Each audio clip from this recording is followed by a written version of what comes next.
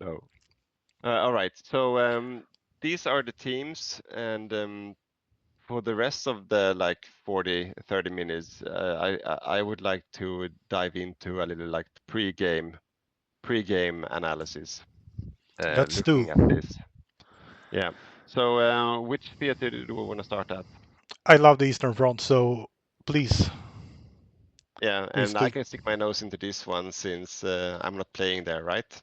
Nor are you, so we can be fully honest here. Yeah, and I pushed forward the Twitch streams also, so we have 6 streams going out this game. Yeah. Include So the European theater and probably Pacific theater streams as well. yeah, yeah. So you can follow the action everywhere. But no, the Eastern Front. So let's start with the lineups again. So on one side we have Jakob Erik and Jonte combined with Olof Yeah. on Mongolia. On our other side we have Martin Kalle Rundqvist, and then we have, let's see, Remmefors as Finland, Matthias as Bulgaria, and Skogen as Hungary, and PD as Romania. Um, Did we say Alexander or Yugoslavia? Yeah, you said. Yeah. So and sorry, and Alexander is Yugoslavian. Yeah, I forget we have a Yugoslavian player. Yeah. Yeah, if they're gonna go east, not sure. They might actually end up in. I mean, Yugoslavia is like a joker, as is Bulgaria. They could go either south or go to the eastern front. Mm. Yeah, let's see. But what do I think about this lineup? I think, I mean, Jonte. Let's put a disclaimer. He's not 100% sure he will play this game. So if Jonte is not going to play the Soviet, we might move someone into that slot. Yeah. There's usually a few players signing up last minute as well, and there's a few maybes with the decent players as well. So Jonte might not end up playing on Soviet. So let's see. But let's say this is the teams that we're going to stick with. Yeah. I think that this is completely open. Since we have Jakob, Erik, and Jonton Soviets, all with a lot of experience, and I think Jonte is the one with the best micro tank experience and microing tanks of those players, and he can just focus on that, just Yeah. rolling around with a few tanks and reaping havoc. And then we have like a lot of good micro players on the other side as well, most likely playing tanks with Martin and Kalle, for example, both famous for microing tanks, and PD as well, also a lot used to microing tanks. Yeah, Yeah. actually Skogen as well. He's also usually playing tanks, famous for playing tank miners. So I think there's going to be some heavy punching with tank microing, and as we've seen in a lot of games, it's been really on the fence and like pending for quite some time until it finally like somewhat decided. Um, and this could, I mean, look away for 2 seconds, and both sides have a lot of sting. Uh, Yeah. It's yeah, I, a lot of micro and great micro from both teams on the Eastern yeah, Front. yeah, And I think Jakob will build a perfectly built Soviet Union. He mm, will have a plan. Uh, yeah, and Erik and Jonto will be way out there executing everything yeah. I think, flawlessly. yeah. What's also interesting is that I think that Jakob is a bit more, since he's the first chair playing the main controller, he's a bit more preppy than Martin is, but Martin has more experience. So Mm. I think, like you said, I think we will see a really well built Soviet. Yeah. Martin, if we lose, I will finally be allowed to play Allies Combat again. Yeah, exactly. Martin, have you ever lost as Germany? Open question. Has I he? know that once one game was really, really close, but I'm not sure if we have draw once. Yeah, Uh, draw once and really close once. and Jakob But has yeah, a plan. So Jakob will definitely have done. No, but I think that I mean, it's enough for Martin to like. Let's say there's a naval invasion happening somewhere in the back. You just hear the sound. It might even be. fake, or in Martin's case, having a cat walking on his keyboard or something like that. Yeah. That's enough to tilt the whole Eastern Front because it's Yeah. going to go so quick with so many good micro players. Yeah. Um, so no, anything can happen, especially with the cats. So let's see. All right. Anything else anyone want to add to the anyone? I'm asking you. Anyone want to add to the Eastern Front? What do you think? I have nothing more to say. I think it will be a slugfest, and I'm looking forward to see what's happening. And I think we'll see a Soviet holding on for quite a while, but it can go either way after like 2-3 years Yeah, of slugging. yeah, definitely. All right. So I Should we think move to Holland the should be looking west? for yeah, the West. The west, UK, Uh, Main, the seas. yes. So starting with the Mediterranean, maybe. Yep. So on the Allied side, we will have me, and then most likely, because we don't know, and we haven't, to be honest, we haven't made a plan yet. So this is fresh out of the oven, so I haven't thought much of a plan yet, at least. So let's see. So it will most likely be me, and then we will have, like I said before, Algot on Canada and Magnus on South Africa. That's like the usual suspects. But since we also have an Irish player, we have a New Zealand player, we have an Australian player that might be able to join there. The Polish player might be able to join as well later on. Yeah. But yeah, I mean, a lot of experience on the tank play miners, which will be really important for this, especially with Martin and Kalle on the German tanks rolling down and Rundqvist rolling down into Africa. Yeah, I So think yeah, Main will be a tough battle. I think it will yeah. be hard to hold with 2 tiles. I don't think it's impossible, but just getting through doesn't mean that you have won. No, exactly. And it's going to be, I think, with opening it to 2 tiles, it's going to be much more. I think you have to plan more elastic Yeah. defense than static, like you usually do. So, but let's see. I don't want to share all my thoughts No. on this one, but I think that the lineup from the Allied side before Barbarossa is going to be, I think it's also very open. Um, since before Barbarossa we have the Germany usually putting all their effort and focus down there. So it's basically gonna be Italy, Germany, and then maybe one or two of the minors, but they don't usually show up. Maybe if we have like a marine player, like Special Force Romania, they Yeah. might show up with some marines. But most of the time it's Italy and Germany because the supplies Yeah. are It's just not overstacked enough. anyways. Yeah, no. So, but yeah, really difficult to tell. I think I'm quite optimistic. I feel confident. Algot promised me magic as Canada, so I'm gonna make him. No, I haven't said anything. I'm just outing him too much. He's been the punching bag of these streams today. But no, I feel quite confident about the North African campaign early. Yeah. As This we time said, I the will prep. last 3 games. Yeah, no, but yeah, Martin, this is me getting into your head now, and Sticky, if you're listening, we will stay behind the fort until Barbarossa. We will not go out. Yeah. Yeah, There won't or be will we? any. Or will we? There won't be any Indian Marines Yeah, maybe the in the first time we Mediterranean. plan for an early attack, we don't do it. Yeah. All right, next theater. So the Atlantic and like the naval game. Yeah. Um, It would be cool to see something else. I think most of the games has been a lot of German and Italian subs and a lot of sub hunting, and not much more going on. I mean, we had was it 2 games ago where both Germany and Italy just kept on building battleships. Yeah, Um, we had, yeah.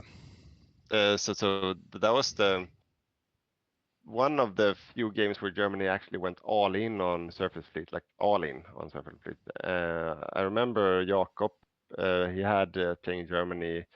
like 70 dockyards at some point after capitulating France, and just kept on building battleships. You have built super heavy, I guess. I think And yeah, from the that as start. well. Yeah. So I mean, Yeah. we've Right. had that situation where it forces UK into building more battleships than you plan to. So I think I had like almost 40 battleships as the UK, since I had to keep on building to keep naval supremacy.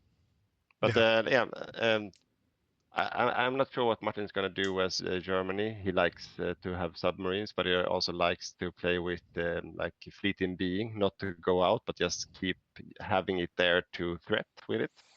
Yeah. Uh, like forcing you as the UK to keep a big fleet at home, which is a play. I mean, binding resources is a thing, right? Yeah. So forcing the UK to have keep the fleet at home, not be able to help out in Asia or help out in the Mediterranean, that's by itself a means to an end. So Yeah. I think Martin would definitely do something like that, or he would go all in on sub and try to choke me, I think. But let's see. Let's see. Yeah, So, I've tried most of the different alternatives, and I usually keep a good eye on it at least. So I'm not that worried on that. so should we go east then to the Pacific? Yeah, your theater. My theater. I think it will be a really interesting theater. Rosen is excellent with the fleets. He knows what he's doing. He knows what he wants to achieve. So I think Francis and Oscar will have a really really hard battles at sea, and they will have to keep a track on the Japanese fleet at all times to stop the shenanigans probably coming out from Rosen. So I think there will be not a straightforward sinking of any of the fleets, but a back and forth and a lot of positioning in the Pacific. Yeah, Rosen is. I'm not sure if he's listening, but he's usually sitting and planning a lot of sneaky stuff for a Yeah, game like this, like some sneaky attacks, some special builds, some shenanigans. That's typically him. Um, and he's used to playing Japan. He's used to making surprise attacks. Um, Maybe he will try some new meta that he catch somewhere or got inspired by. So he will definitely try something that will try to surprise the allies or the US. yeah, That's I would be surprised if I saw something very conservative, very vanilla coming from him as Japan. yeah, But at the same time, there's more muscles in the US naval capacity if they go on Navy. So if Francis builds a similar build that he did last game, and he's uh, he and Oscar is quite like what do you call it, like passive with it by first, so they don't take much risk. yeah. I can't really see how they will lose the main fleet battle, if you know No, what I mean. no, probably not. So it's up for them to make a mistake on that side. But then again, I mean, you can have a full game without the battle fleets ever meeting each other in the Pacific. Yeah, It might be a cat and mouse thing happening, and then it's actually the smaller fleets and all the sub hunting that's going to make all the difference. yeah, So the sub game will definitely be interesting, and the anti-sub game. I think if Rosen does his homework, looking at Francis's style from last game, he will definitely need to make a good anti-sub play happen yeah, yeah. uh, 300 American subs is yeah, by early 43. yeah. That's Yeah, nasty. yeah.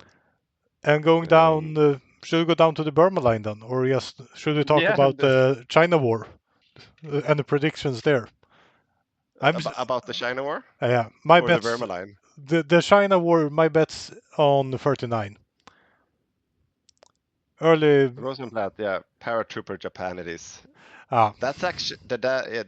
I mean, yeah, he's saying that like a double fake. e- So I think he will use paratroopers at least in the China War. yeah, It's a thing. that's a thing. It's extremely effective. I think we used it at Bergagård the first time, and I think we saved like 9 months, just paratrooping Yeah, the end. 39 is the record, I think, right? No, we took it mid 38 or something like that. Really? Yeah, yeah. We were Oh, really quick. oh, okay. But yeah, okay. I'm not sure if is the mechanics the same now as then? Is it Yeah, I same think so. It's amount the of same. waves and so on? Yeah, I think it's three waves with a lot of troops. Yeah, okay. Yeah, yeah, So but yeah, I'm quite confident that they will make quite a quick China war. I don't think they will linger along for too long, like linger about for too long. I think they will end it at least a year before, like before 40. I think they will end it at least. absolutely. And Yeah, if you plan for it, it's I think that's the hardest part with the Blitz game. You haven't planned that much. And the China mm, war it's a tough war. But if you plan yeah, for it, it's the AI, so you can plan for it. no, no, exactly. Yeah. But the Burma front, what do you think? You're gonna face off with who is it? Gustav Gustav. as CM.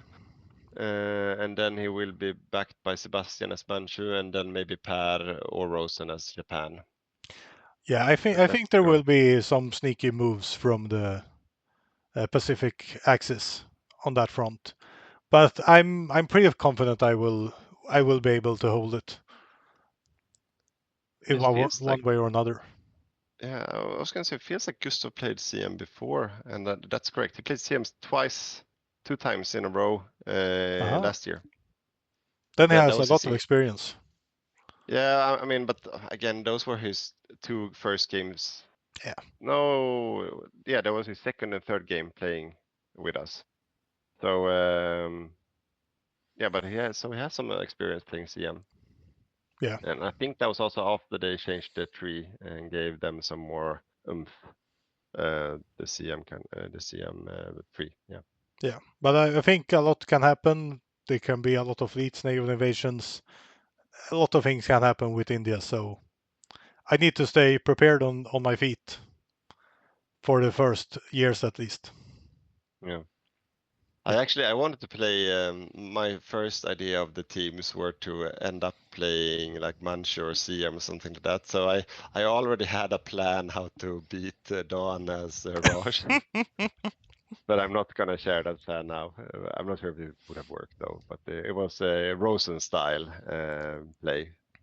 Yeah. So not saying paratroopers, but some sneaky stuff, diversions. Yeah.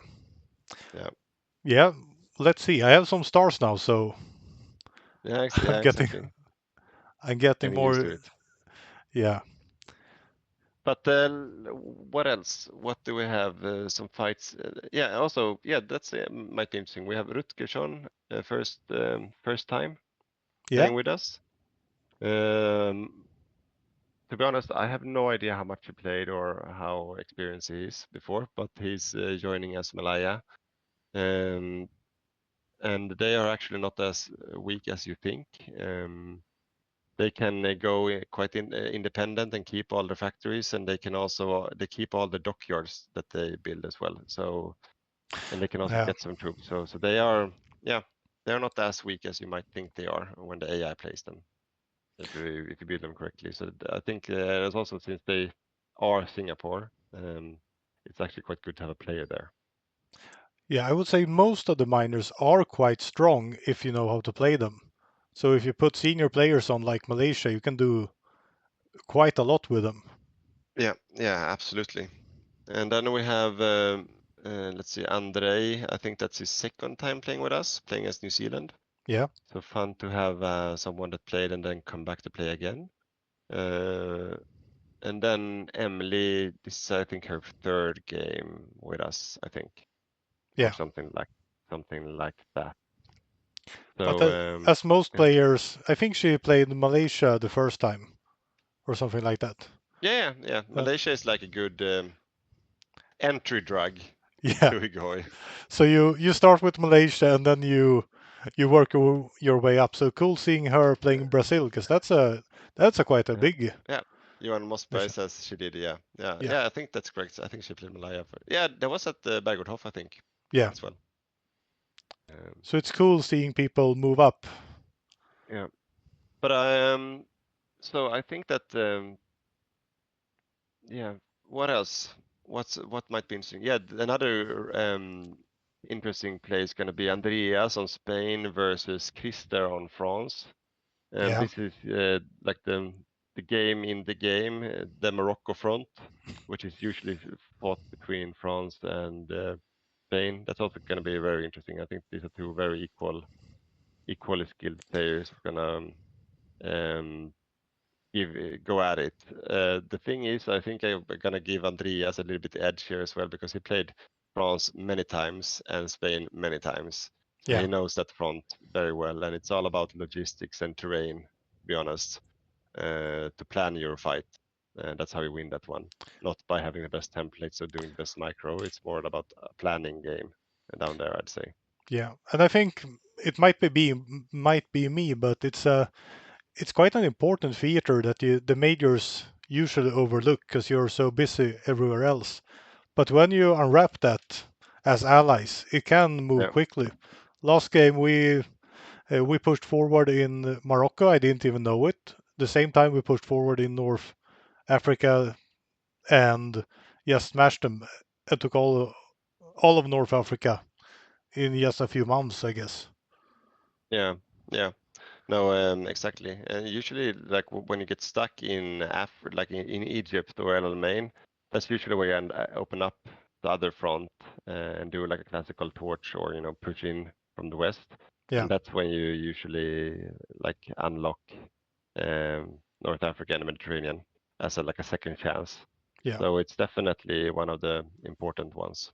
yeah. And it's as allies you Yeah, almost need North Africa to be a real threat yeah. to the But mainland. I think that was it. Is there anything else you want to add to the pre-game No, I discussions? think I think we're fine.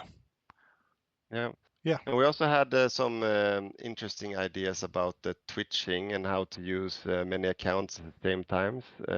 But let's get to that when we get a bit closer to the game. yeah, Um, but we have some novel ways about how to use 6 twitches at the same time and make that fun as a watcher. yeah. So, Uh, but yeah, yeah, we'll come back to that. We have a lot of these ideas right now yeah, popping up, so things yeah. will be coming. And also remember to everyone watching now, remember to subscribe to the YouTube channel so we can get this road on the show, this show on the road. I'm getting tired now. All So, right. Any last questions for anyone watching before we call it night?